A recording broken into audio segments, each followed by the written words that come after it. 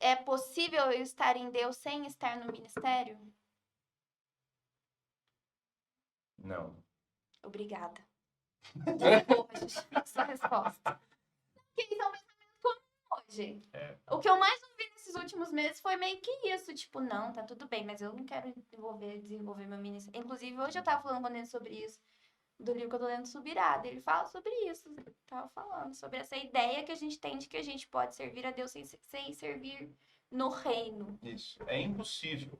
Por quê? Se o próprio Jesus ele veio para servir, não tem como eu imaginar o reino sem serviços. Eu sentadinho no banco, só observando. Não existe ministério de banco, gente. Não tem ministério de banco. A não ser que você Até limpe o porque banco. o galho que não dá fruto, Ele É podado. Então, quer dizer, a minha adoração é serviço. é serviço. Glória a Deus. Então, se eu sirvo, eu estou adorando. Por isso que a música não é adoração, voltando a uma das coisas que a gente falou. Não, tá Por isso que a dentro. música não é adoração. Porque se eu estou servindo ao meu irmão, se eu de repente, o pastor está lá pregando na frente, eu levo um copo d'água para ele, eu estou adorando. Porque eu estou servindo. Se de repente eu tenho um irmão que está com dificuldade e eu vou lá levar, sei lá, algum mantimento, alguma coisa, estou adorando. Uma visita, uma oração. Uma visita, um ombro amigo, um chorar junto, um se alegrar junto, isso é adoração. Porque eu estou servindo ao Senhor. Então, quando eu sirvo ao Senhor, eu adoro.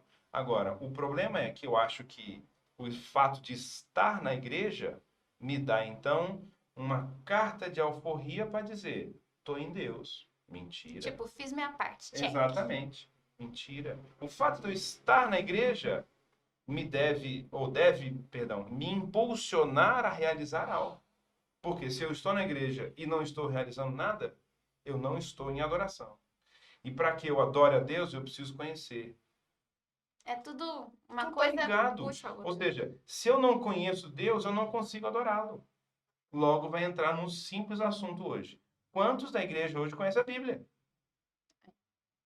Se eu não conheço a Bíblia, não tem como adorar. Inclusive, escola dominical todo domingo às 9 horas da manhã. É isso Escola aí. dominical tá uma bênção, gente. Amém. E vai na sua igreja, porque a gente tá no YouTube, só deixa eu ver. Eu vou fazer público Faz da a propaganda. Então, Eu sou filha do pastor, é mais que minha obrigação. exatamente. Tudo bem. Se eu conheço a palavra de Deus, me dá a oportunidade de eu conhecer a Deus. Logo, se eu conheço a Deus, eu vou adorá-lo. Por quê? Jesus disse nesse mesmo caso aí com a mulher samaritana: vós adorais o que não conheceis, porque a salvação vem dos judeus. O que significa isso? Vocês não sabem quem vocês estão adorando. Por quê? Porque a adoração dos samaritanos, e aqui vem um negócio seríssimo. A adoração dos samaritanos era uma adoração misturada. O que significa isso? Segundo Reis, capítulo 17, a gente vê que o povo, se não me engano, acho que foi o rei da Síria, ele conquistou Samaria, que era a capital de de Israel, na época. E aí, com isso, ele manda povos para Samaria, para que esses povos vivessem ali.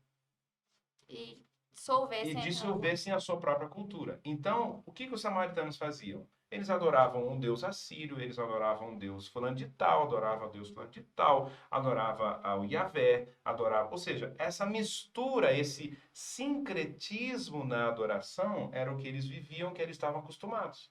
Então, Jesus vem combater esse sincretismo na adoração. E aí eu digo que hoje, a igreja, de uma maneira geral, é uma igreja de adoração samaritana.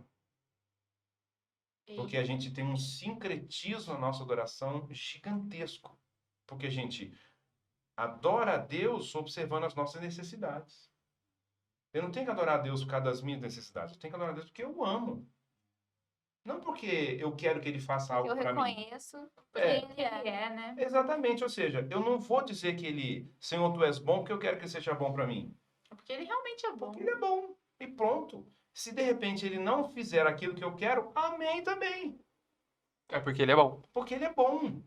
Então, por isso que para mim o sincretismo da nossa adoração hoje, ela está muito envolvido nessa questão de que eu adoro aquilo que eu quero, eu adoro por um interesse, eu adoro porque Estou falando a adoração entre aspas, né? Esse interesse me leva a estar com outros objetivos na igreja. Então, esse sincretismo misturando a forma do mundo adorar a Deus, se eles o adorassem, porque eles não adoram o diabo, obviamente, mas a maneira do mundo adorar o diabo a gente tem colocado para dentro da igreja.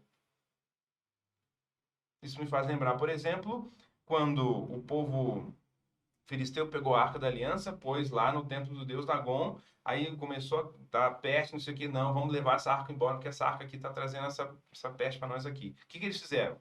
Eles colocaram a arca num carro de bois. E o texto me chama a atenção uma coisa muito interessante, que os bois foram sozinhos até o terreno, até a terra de Israel. Só que eles não foram quietos. Eles foram mugindo. O que significa isso? Estava Não adorando. tem alguém que possa estar diante da presença de Deus e não expressar. Eles estavam Por adorando. mais que seja um ser vivo Por mais que que não seja um tenha A racionalidade. criação. A criação adora. faz isso.